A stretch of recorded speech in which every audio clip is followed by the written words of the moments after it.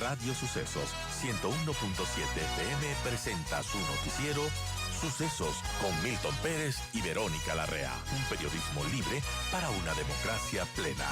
Los hechos y las opiniones de los sucesos que marcan nuestro tiempo.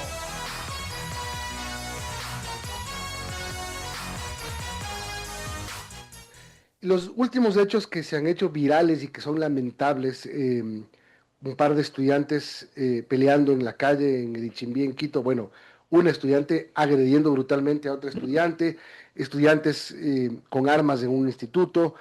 Bueno, el gobierno lanza un plan que se llama Nos Cuidamos. ¿En qué consiste este plan? Bueno, lo vamos a analizar ahora con María Braun, ex ministra de Educación, sobre esta situación difícil, porque los niños, los jóvenes, también son víctimas en sus establecimientos de violencia, la cooptación por parte de bandas ilegales o de delincuencia organizada a niños es altísimo en el Ecuador. Es una situación complicada. María, gracias por acompañarnos. Buenos días. Milton, Verónica, buenos días. Un gusto estar aquí con ustedes y un saludo a todos quienes nos están siguiendo en este momento. Así es, creo que es importante que estos hechos nos inviten a hacer un análisis en detalle y sobre todo que como sociedad también veamos las repercusiones que esto tiene en nuestra cotidianidad y qué podemos hacer individualmente, colectivamente, para aportar a que esta situación pueda mejorar. Ahora, el Ministerio de Educación define una estrategia que dice que es sin precedentes, articulando acciones pedagógicas, estructurales en territorio y operativas, coordinando con la fuerza pública para proteger a los niños, para protegerlos en sus escuelas. ¿Qué se puede hacer? Más de lo que se ha estado haciendo, esto de cuidar las periferias, de desplegar operativos especiales, etcétera. Bueno, Milton, yo quisiera llevar esta reflexión primero a qué está haciendo el ministerio y cómo eso se alinea a cuáles son las recomendaciones de organismos internacionales especializados como la UNESCO, pero también por qué está sucediendo esto. Y creo que es importante empezar por esta segunda parte, porque muchas veces vemos lo que sucede, vemos estos hechos y automáticamente como sociedad buscamos culpables, buscamos sanciones, buscamos respuestas, pero no siempre nos preguntamos las causas.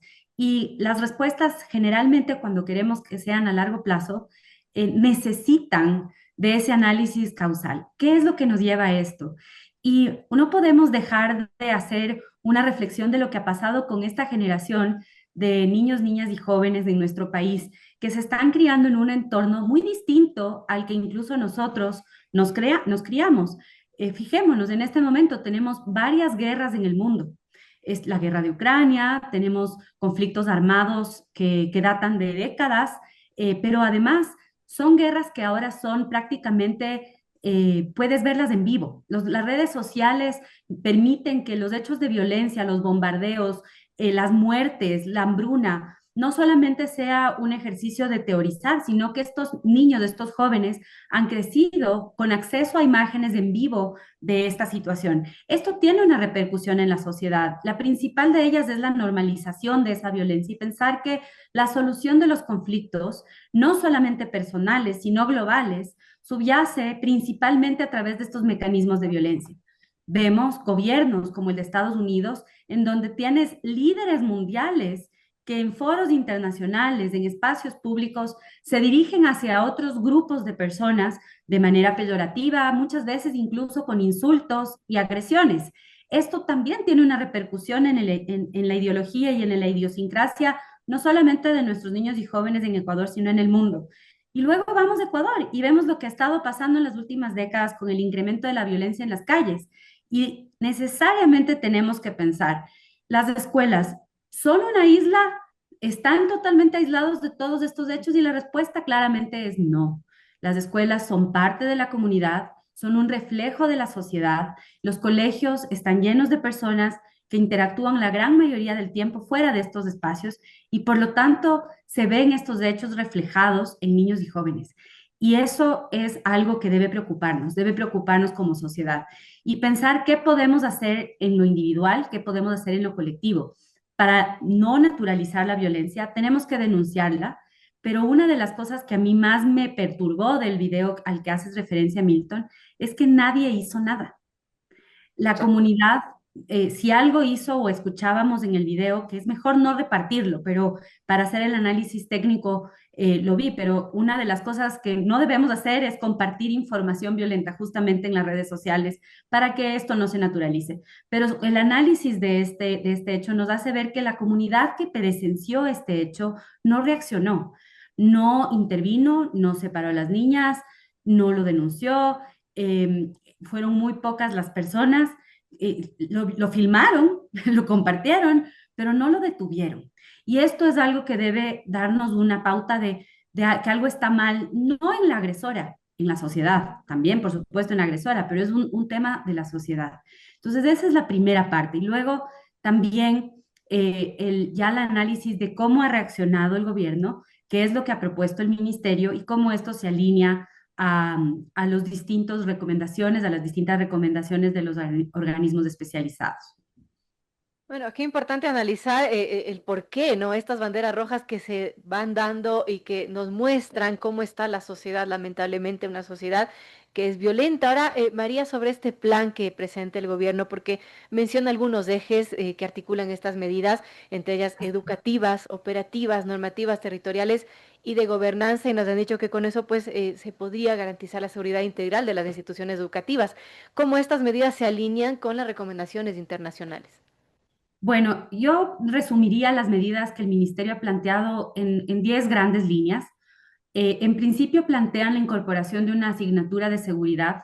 Ujú. Esto está alineado con una recomendación que es la incorporación en la educación de temas relacionados a ciudadanía global, educación para la paz, la resolución pacífica de conflictos y la educación en derechos, que no debe estar solamente basada, Vero, en si yo enseño cuáles son mis derechos, sino también cuáles son mis obligaciones, cuáles son mis responsabilidades, cuáles son las sanciones y también, por supuesto, cuáles son mis derechos. Pero los derechos están acompañados y son consustanciales a que existan esta reciprocidad. O sea, mis derechos, lo que nos decían los abuelitos, ¿no? Mis derechos terminan cuando empiezan los derechos del otro. Qué Esto es importante. importante incorporar.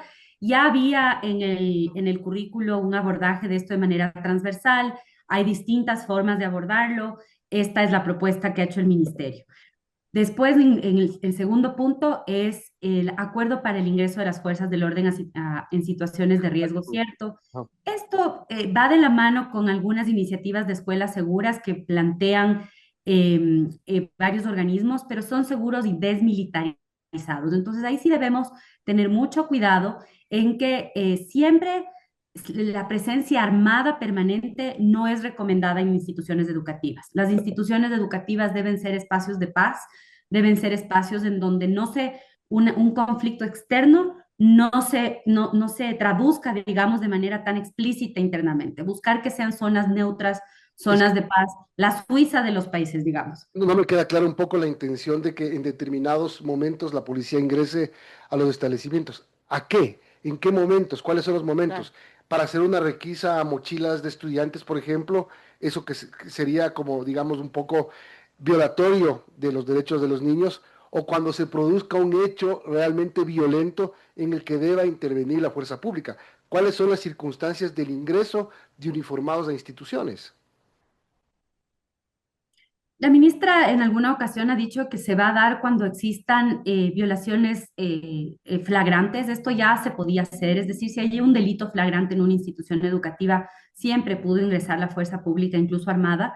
Esto Claro, no estaba impedido. Sin exacto. embargo, a mí yo creo que sí vamos a tener que pedir, como tú dices, Milton, más detalles, ¿no? De qué implica el ingreso de la fuerza pública y también entender los límites que tiene la fuerza pública, porque tanto los policías, sobre todo la Policía Nacional, tiene un número determinado de efectivos y una necesidad muy amplia de cobertura en el territorio, que no es específicamente los colegios, sino que también se abocan a los espacios públicos en donde otros ciudadanos tienen que estar. Entonces sí, hay que entender que hay un límite a inclusive la capacidad que tienen ellos. Ahora, es muy pronto para poder decir si esto va a ser manejado de una forma que sea coherente con la disponibilidad de la fuerza pública que existe y la normativa internacional. Ahí la alerta o la recomendación es cuidado por cumplir o digamos por cumplir, por dar una sensación de seguridad, terminemos llamando hacia el interior de las instituciones el conflicto. Entonces, ¿qué es lo que dicen los organismos? Si es que entra la fuerza pública y sobre todo la fuerza pública armada, típicamente en las experiencias que se han estudiado, incrementa los índices de violencia. Entonces, esos ingresos deben ser puntuales, deben ser en respuesta a hechos ciertos, deben ser muy bien planificados y deben contemplar que se trata de menores de edad, ¿no? Y que están protegidos por una serie de normas que deben cumplirse. Entonces, esa es la segunda acción, tal vez la que da para más cuestionamientos o que da para solicitar un poco más de detalles. Y yo recomendaría que vayamos analizando esta propuesta conforme se va concretando. Luego tienes la propuesta de la reforma a la Ley Orgánica de Educación Intercultural. Creo que esto es legítimo. La ley ya es una ley que hemos podido observar requiere ciertas adecuaciones, no solamente en esta materia, sino en otras. Así que ese es un planteamiento determinante y necesario. El cuarto planteamiento del ministerio es establecer un Comité Nacional de Emergencias.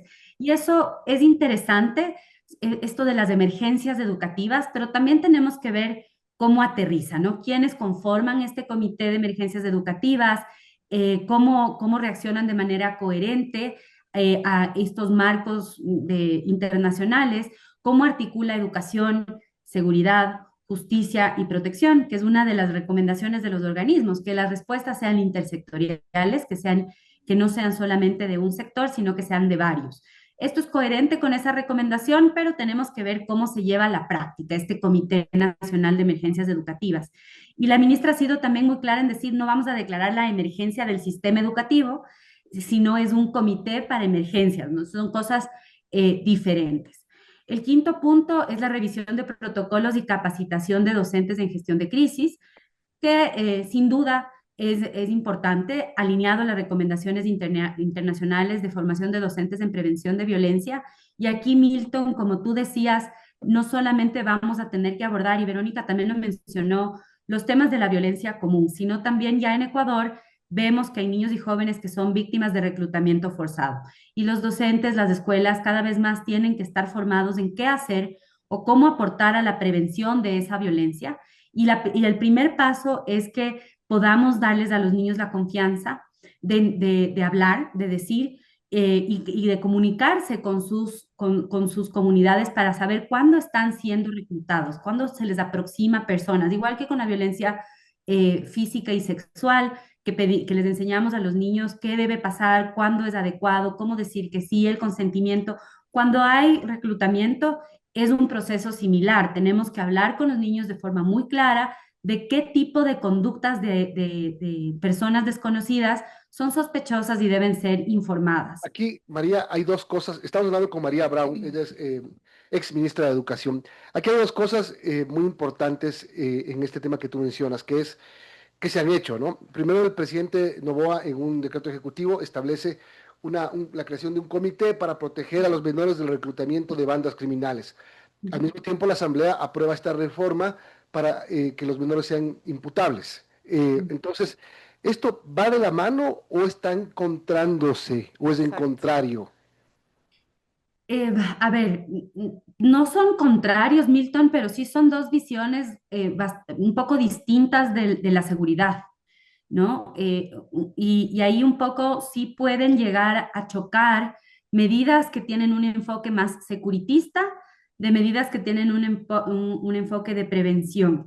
Ahora bien, no quiere decir que la prevención y la seguridad o un enfoque más securitista no puedan convivir. Lo importante es que las medidas adoptadas no se contradigan, ¿no es cierto? Entonces, que la prevención esté acompañada de normas de seguridad que le permitan operar, que opere la prevención, que no cunda el miedo, que no sea la sanción el principal motor. Y luego, por supuesto, ya cuando existe un hecho, que existan consecuencias, que existan reparaciones de derechos, que exista un sistema o un mecanismo integral.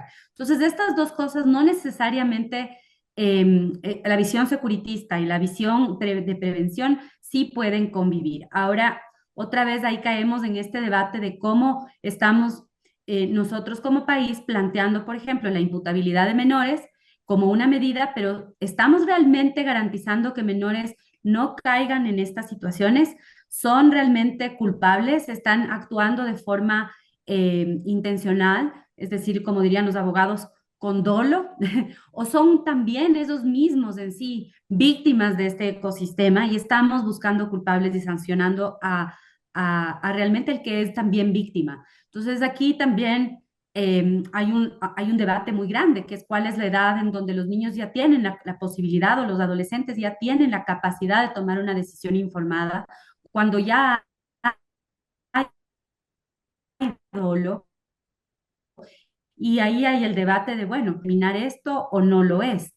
¿Es la mayoría de edad ese momento o no? Es decir, aquí hay un debate también extenso y profundo que debemos tener como sociedad y ahí otra vez creo que la mejor recomendación es la coherencia. Permitimos la participación política para elegir a nuestras autoridades a los 16 años, pero permitimos una serie de cosas a los 18 años.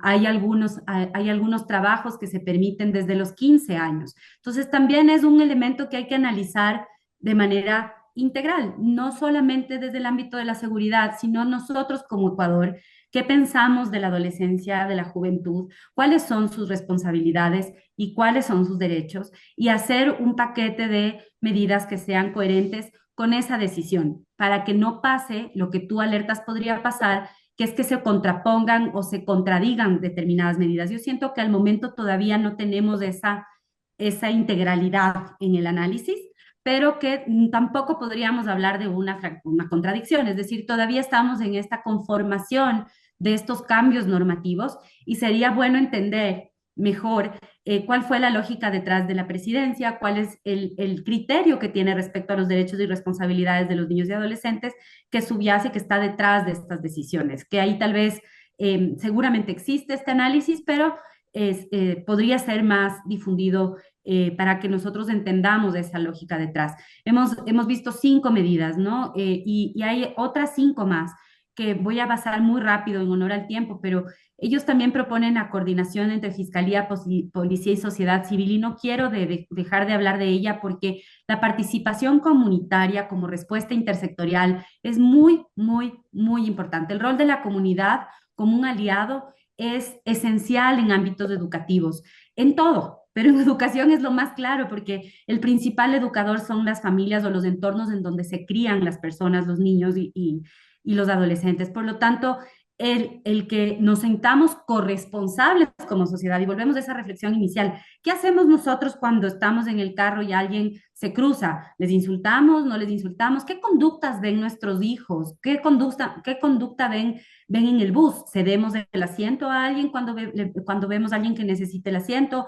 o no? Es decir, todas estas cosas que parecen menores, el clásico prediquemos con el ejemplo, son elementos muy importantes en cómo creamos esta conciencia y cómo participamos activamente en la sociedad, no solo como fiscalizadores de nuestras autoridades, sino como sujetos activos que creamos entornos y podemos también cambiar realidades. Eso fundamental. Otra propuesta es la modificación de los horarios escolares en zonas de alta conflictividad. Esto no es nuevo. Cuando ha habido momentos de alta conflictividad, se recortan los horarios, sobre todo para que los niños no se trasladen distancias de noche, que no sean víctimas en los traslados de violencia e incluso el ministerio en distintos momentos en los últimos años ha debido tomar medidas de suspensión de la presencialidad en lugares en donde hay conflictos que han estallado y que pueden poner a los niños en riesgo, sobre todo cuando se trasladan de un lugar a otro. Esta es una medida de prevención. Esto no es lo ideal, digamos, por supuesto, porque como siempre hemos indicado, no es lo mejor que los niños no estén en clases presenciales o que se corte su jornada. Por lo tanto, debe complementarse con protección estructural y apoyo psicosocial. No es una medida que por sí sola vaya a funcionar. Y ahí el apoyo psicosocial es posiblemente la parte de lo que acabo de decir, que es el mayor desafío, porque tenemos un sistema educativo que tiene todavía la necesidad de fortalecer sus equipos de bienestar, donde hay colegios, hay unidades educativas donde no hay un psicólogo de planta, no hay personas especializadas en ese apoyo psicosocial. Por lo tanto, ahí hay un desafío como Ecuador todavía en fortalecer estos mecanismos de apoyo psicosocial, salud mental, donde el sistema público de salud, el sistema de educación deben participar de forma activa. El octavo punto es el refuerzo de la infraestructura escolar. El ministerio habla de poner cámaras, herramientas, alarmas. Esto está alineado con las condiciones materiales seguras de los entornos escolares y siempre es un aporte, es recomendable.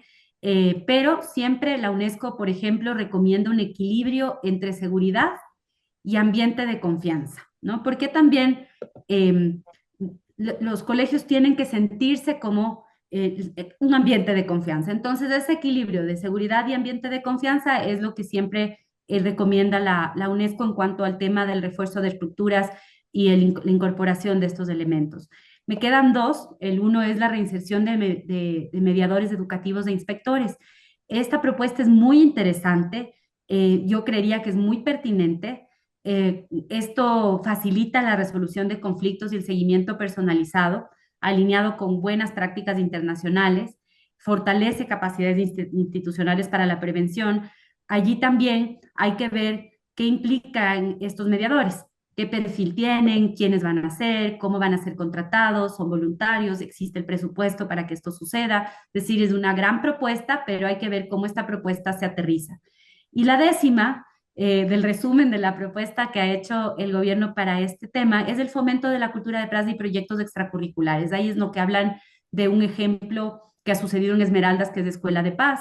Y aquí yo destacaría que esto tampoco es nuevo, sin embargo es pertinente. Es identificar lo que ya existe, las buenas prácticas, y va de la mano de algo que me parece a mí muy importante, que es que también podamos darnos cuenta que si bien estamos enfrentándonos a una situación que nos puede generar angustia, que podemos ver que tiene que ver con el incremento de la presencia de la violencia o un incremento de, de la difusión de hechos violentos que llegan a nuestro conocimiento, también hay buenas cosas que pasan en nuestro país. Entonces creo que nosotros también, y sobre todo en la comunicación y el ministerio, el relevar las buenas prácticas, los buenos ejemplos, el destacar no solamente las conductas deleznables, por supuesto, y ciertamente eso es que hemos podido observar, es también destacar y poner en relieve las buenas conductas de ciudadanos que son ejemplares, porque en este país, al mismo tiempo que vemos cosas así, hay seres humanos maravillosos que entregan su vida por el bien del país, que tienen, que muchas veces dan hasta lo que no tienen para ayudar a otros y que son los que deberían ser nuestros referentes. Y dar espacios en los medios públicos, en los medios privados, dar espacios en las escuelas para que se difunda y se conozca a estas personas, que se premie las buenas acciones. Es decir, no solo castigar a quienes rompen la norma, sino premiar y darles una palestra, un espacio y un lugar preponderante a quienes hacen las cosas bien, porque también podemos caer